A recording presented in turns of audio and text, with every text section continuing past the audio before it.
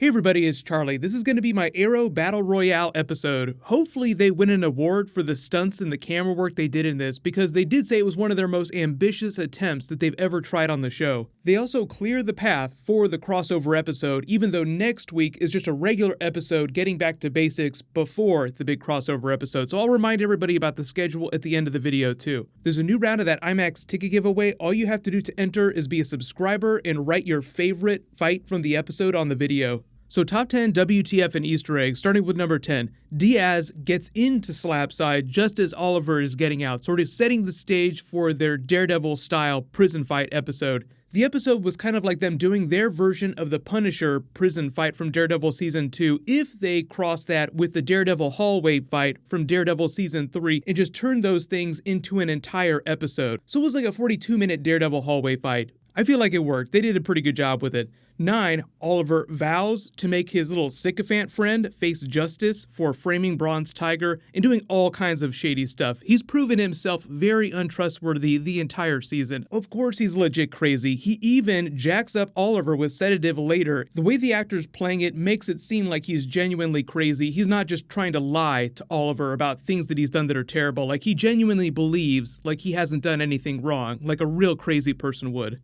Haven't really been a big fan of him this season, but I feel like this episode redeemed him and set him up for a cool arc in the back half of the season. 8. Oliver tries to make good with Bronze Tiger, vowing to help him get out with Argus's help, maybe setting him up for a cool arc in the back half of the season. They make it pretty clear that they're not best buds or anything like that, but I think that they could have a working arrangement in the second half of the season if Bronze Tiger does get early release. Their scenes together felt like they work really well as a pair, so sometimes it can be a lot of fun to pair Oliver up with people that aren't Diggle or natural Team Arrow people, because the future of Team Arrow is kind of up in the air, and then we also have the backup Green Arrow that we still have not unmasked yet, even though we kind of know who that is. We don't need to get into spoilers for that person on this video, but we'll be talking more about them as we start the second half of the season in January, so no worries about that. 7. Diaz surprising Oliver with a visitation and pissing him off so much that he tried to beat his way through the plexiglass on the day he's supposed to get early release. It's just Diaz trying to lay it on thick. That's his big thing. Like, everybody that goes after Oliver has tried to get him worked up to lose his shit. The look on Stephen Amell's face when he's doing this is great too. Like, he's not screaming or anything like that. He has a very calm, murdery looking face while he's trying to get to Diaz through the glass. It was a nice touch having Diaz kill that guard after forcing him to say, "Oliver Queen, you have failed this city." They have to work it into every episode like this. It would be weird if they didn't do that.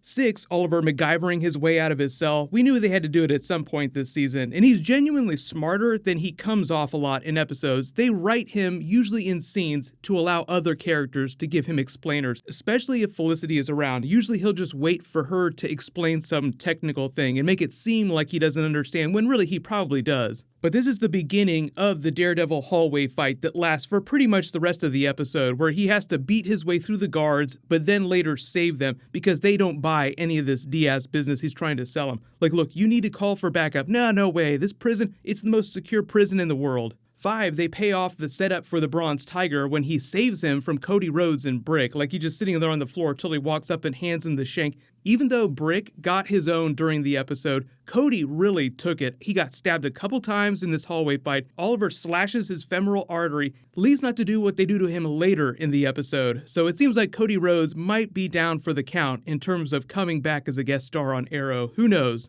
The rest of the episode is mostly a series of really big fights though. So 4, the mess hall fight. So they have all the guards strung up like they're big cuts of beef at the butcher's shop, just beating them senseless. Oliver tries to call them out. They set everything on fire, and he finally starts throwing down with Diaz with his trusty sack of soda that he's fashioned into a weapon. I did like the way they were trying to be authentic to the tools that they would be able to use inside this prison environment. So it's not like he has access to really advanced weapons. He just has to use what's available to him Bourne style, like beating someone with a book. But because Bronze Tiger's with him, they do this cool thing with the camera work while they're fighting their way through all these other prisoners and the guards. So in that big hallway area where all the prison cells are, they have this giant crane and they would just pan around without cutting. So even though the entire fights were not all continuous shots, they did do a lot of really long takes, Daredevil hallway style. So when they say that this was their most ambitious episode, it's stuff like that. It's a lot harder to organize those shots just based on the types of sets that you shoot on. But 3, they set Cody Rhodes on fire and throw him over the balcony, and you just see him twitching there on the ground like, is this the end of him? How much more punishment can he take? They've shanked him so many times this episode, but it's the comic book world, so who knows? It's hard to tell. Unless you see them buried in the ground like their skull separated from their body, it's hard to tell who's dead and who's not. 2, though, was Oliver and Diaz's final fight, so they battle Royale up and down the prison. On the 3rd level, Oliver gets thrown over the balcony. They're shooting it in that same way that they were doing the hallway-style fight, where they pan around with the giant crane like it's a big, long, continuous shot. And even though Diaz continuously reminds Oliver that he's jacked up on his special Mirakuru-style serum, it's not quite like Mirakuru, he's not that powerful, but he's still supposed to be way stronger than he was before. Like, he's able to kick Oliver all the way into his cell against the wall. That's how strong he is. But Oliver's able to overpower him, and the interesting thing in this here, if you didn't catch it, he actually fights Oliver back into his former cell. That's why they pan on the number there, because it's Oliver's prisoner number. So when Oliver finally overpowers him and locks him in the cell, he's locking him in his former cell. And remember, that was Diaz's whole thing. Like, he vowed that he was never going to die in prison, but seemingly he is in prison now. So who knows what'll happen with him in the back half of the season. But remember, if he's still alive, that means that he's probably going to come back at some point.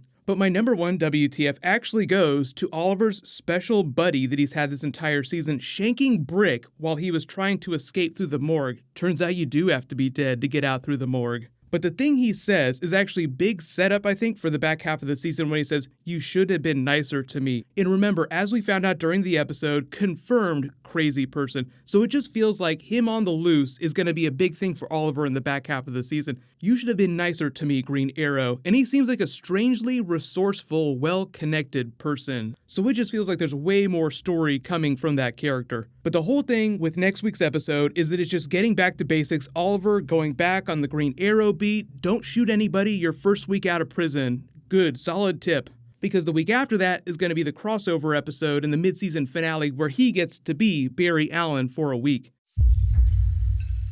Morning. Pancakes are perfect this time. Babe, are you okay? What's wrong? I love you, Barry Allen. What? So I've already done a trailer video for the recent Superman black suit promo. It's badass. It has pretty much all the characters in it, so I'll add a link for that at the end of this. But just let me know what you thought of their big Daredevil Punisher hallway fight episode. Probably one of my favorite action-heavy episodes of the series that isn't a big crossover episode, because usually the crossovers wind up being the biggest episodes. But we got a new Flash episode tomorrow. Click here for that brand new Elseworlds trailer, and click here for my brand new Avengers Infinity War Thor deleted scene video. Thank you so much for watching. Everybody stay awesome. I'll see you guys tonight.